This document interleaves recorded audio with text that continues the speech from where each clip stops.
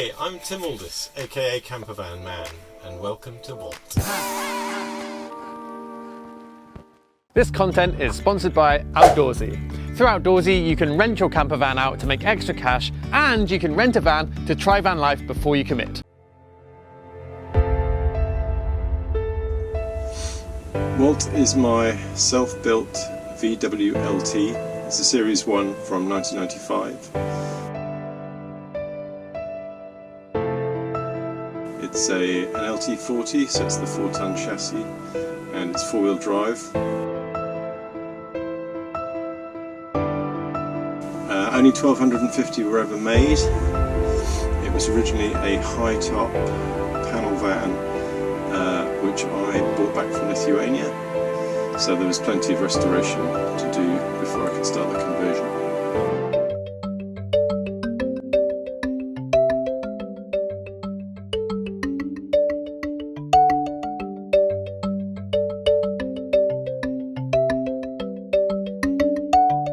And then the conversion started. So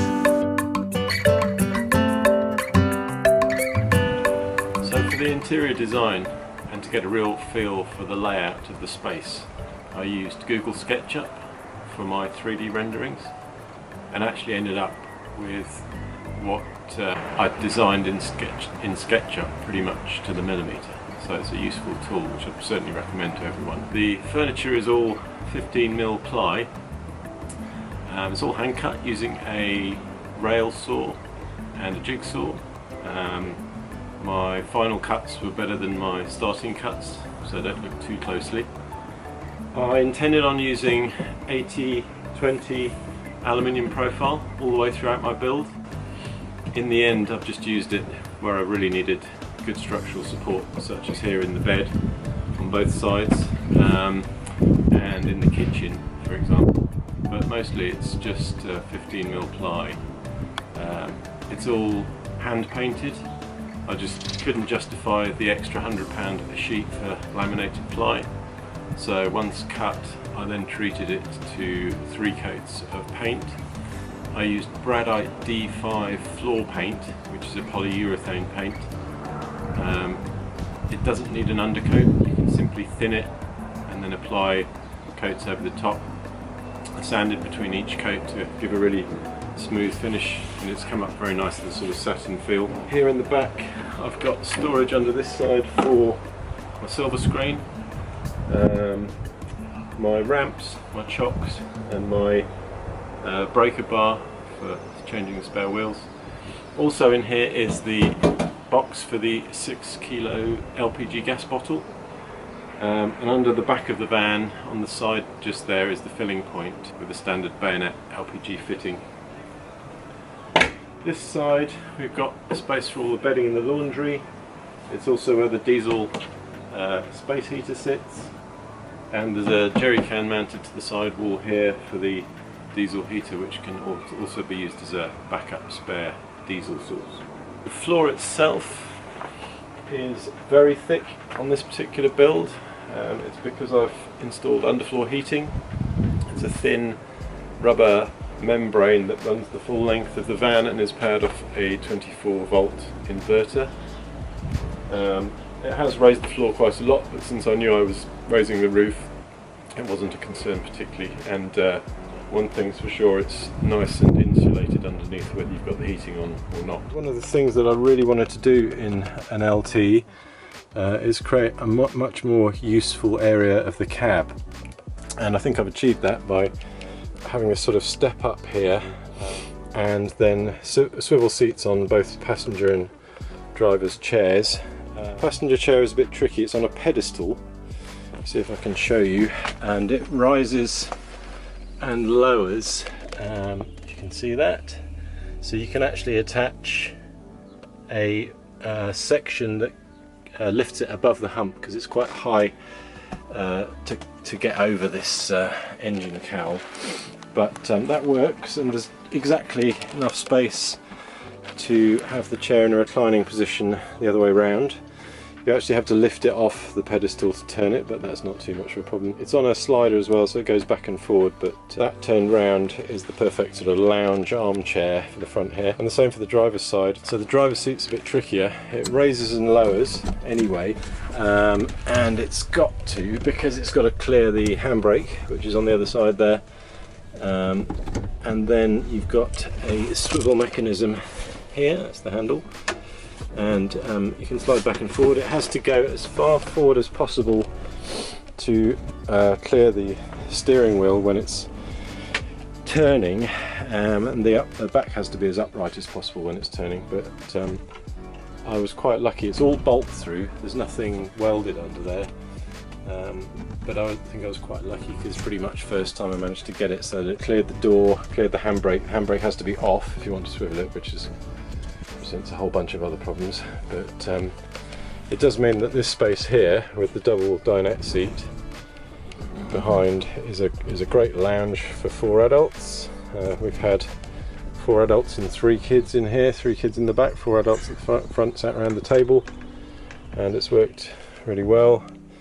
The table itself is on a Lagan table leg, which is a lovely piece of kit because you can unlock the handles and swivel it in any direction, so you can have it right out and over the front or right back just for the passengers. It's now a 3-berth camper.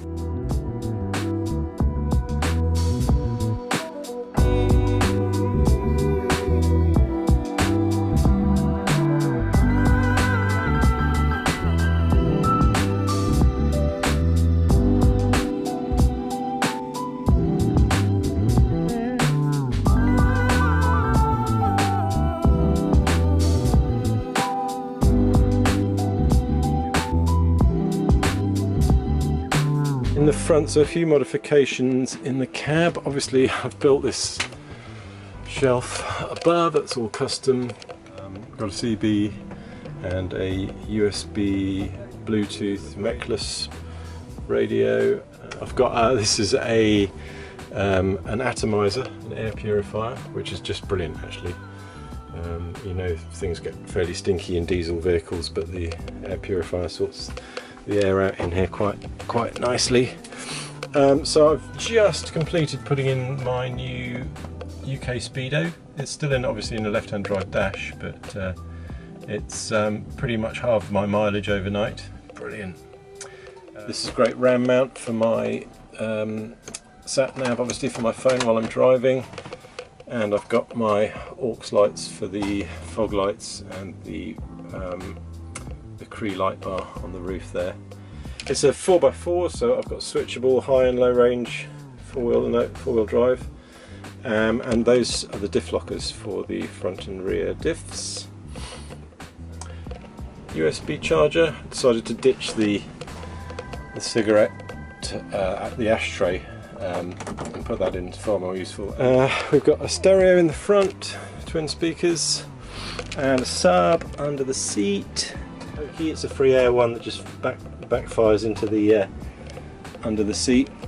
Double belted seat, obviously it has to be, but it's welded from 2x2 steel into a frame at the back there. It was one of the first things I built in the van, and that's obviously bolted through the floor, and it's designed to sit over the water tank. So I've got a custom 200 litre water tank under that floor panel there, and it goes all the way to the back of the seat. Rather moving back towards the back of the van, we've obviously got locker space at the front here for various bits and bobs, books and maps and stuff, and games and what have you. More storage shelves here. You've got powered USB map lights either side of the bed and at the front here. I've got it's actually fake, well no, it's real teak, but it's only veneer strips for the floor, which I really like actually.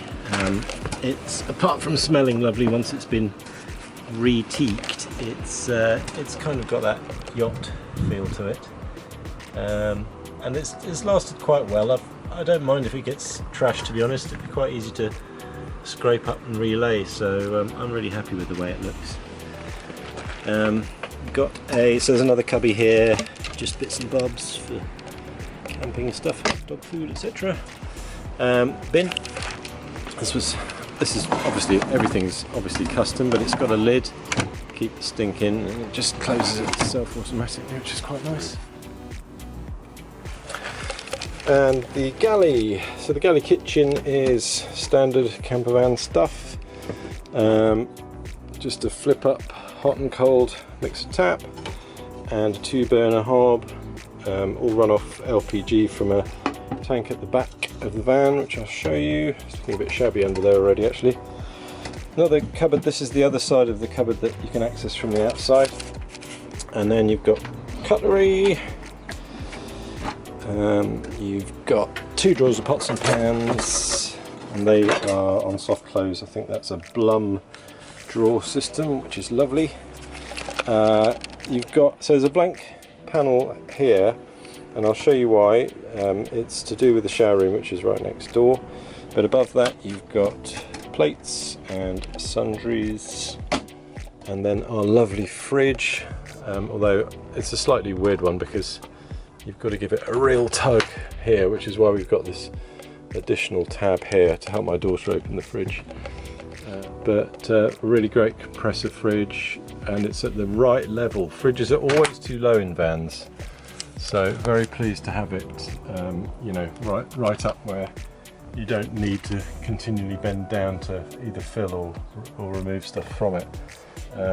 It is probably one of the most used spaces, as you know, when you go camping, so that's why it's up high, and the grill even higher. I mean, there's no real reason for my daughter to use that. We don't really use it an awful lot. Do toast, but that's about it. But does garlic bread. Storage on the other side. So this is I like this cupboard because it actually provides a shelf. If you want to make a cup of tea on the shelf, then you can do everything up here because we don't have a huge amount of worktop space. Although I will just show you.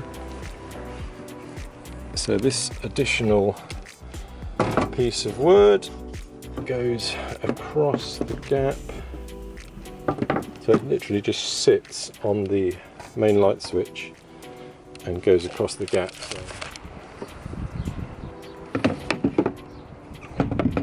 that's just essential extra space, where really actually we were only using this as a chopping board, or of course the table with a chopping board on it. So yeah, this extendable countertop is really useful for making cups of tea in particular. And then you've got, this is quite handy. It's a slide out drawer. There's a missing bottle of wine down there, which is why things are falling over, but that's a very useful use of space. And a little drawer above that we haven't actually really used for anything, so it's full of leftover bits from the build still, but they all lock in nicely. Drinking water tap, that's, I can't really show you the gubbins, but under the counter there's a filter, an inline filter, which is supposed to change every 6 months, and that's just connected to the water pump as well, so it's all pressurized and ready whenever you want it. So I'm a bit of a geek. A lot of people say, why do you need a shower room in a van? It's just such a novelty. I love the idea. Ever since I was a lad and I discovered that you could shower in a vehicle, I was hooked, so I've had to do it. It's on a push button ratchet locking system, which is very clever. It's the same as what's in the Florida, which is the van that I used to have before, the Westphalia. And it's a big shower room actually. It's certainly big enough for me. So plenty of headroom. I mean, you can stand under the shower head still when it's up on the high hook here, so you can have a really good shower. It's designed so that you've got maximum space by storing the loo, and it's going to roll out because I'm on a slope for this video, but the loo's behind the tambour door. There you go, and if you fold up, it comes right out into the space, so that space would be lost, you know, if we had a permanent loo out. So the idea is just to slide it out of the way, and actually the tambour door acts as a sort of locking mechanism to keep it in place when you're on a hill.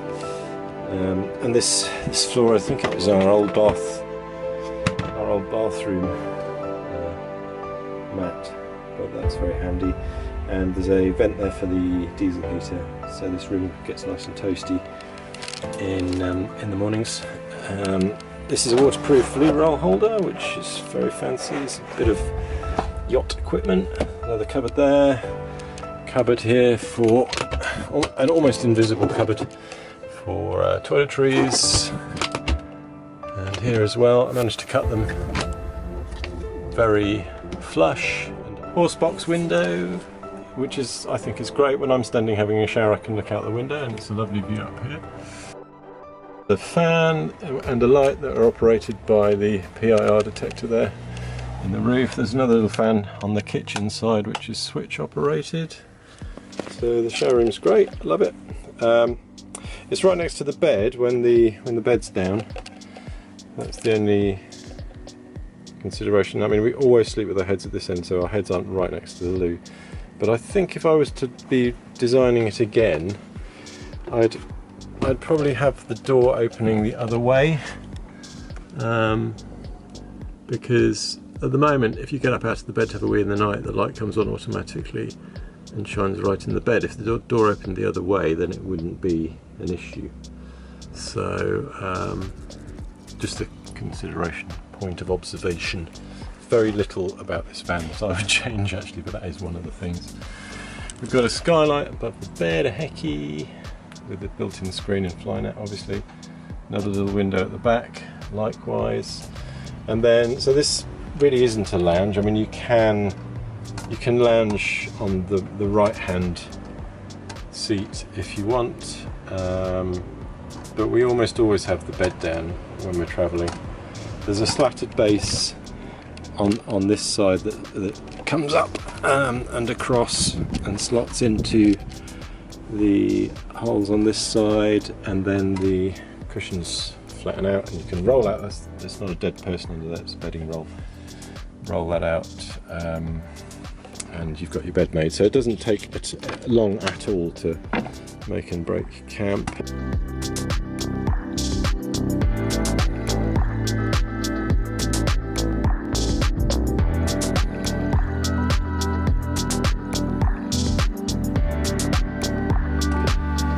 Bedding, fresh bedding in there. There's a couple of cubbies. I don't think these are in use for anything. Maybe some outdoor bits and bobs. There's a shoe caddy. What a touch of luxury is that? Well, there's nothing in there really. But you know, if the bed's out, you can still get to that from this side, which is nice. It's got a big 320 watt solar panel on the roof, which has bi-directional linear actuators. So from right here, I can control the direction of the panel tilt, left or right. It has a twin 110 amp hour battery bank and a Victron inverter, which provides 240 volts off grid.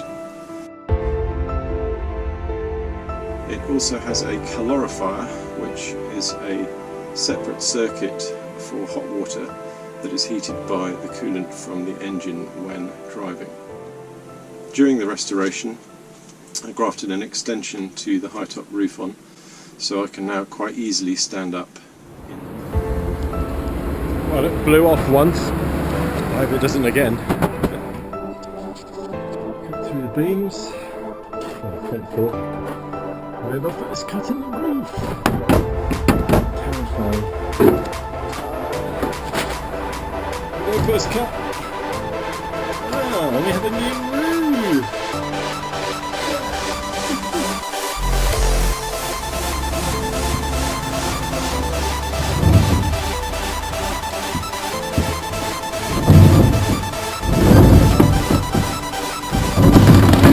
Wheel fly up on one side.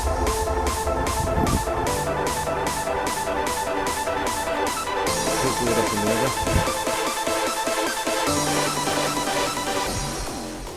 I I hope you enjoyed that video. If you hadn't noticed, we do sell an ebook for how to convert a van. It has over 190 pages of detailed instructions and diagrams, also 25 video tutorials which are specifically for the ebook buyer. Creating a van for many people is obviously a really intimidating project, but I really believe, and I've seen it time and time and time again, that with the right information, anyone can turn out with a pretty decent van conversion. So check the link in the description, subscribe to the channel if you are not already, and drop us a comment if you like this video.